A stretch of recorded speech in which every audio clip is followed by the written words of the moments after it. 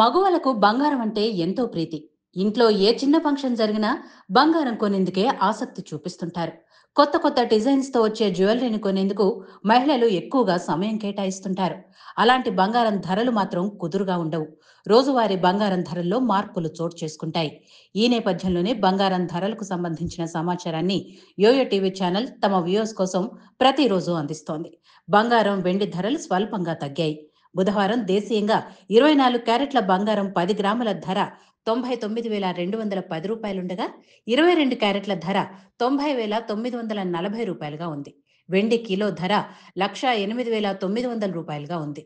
బంగారం తులంపై 10 రూపాయలు, వెండి కిలోపై 100 రూపాయల మేర ధర తగ్గింది.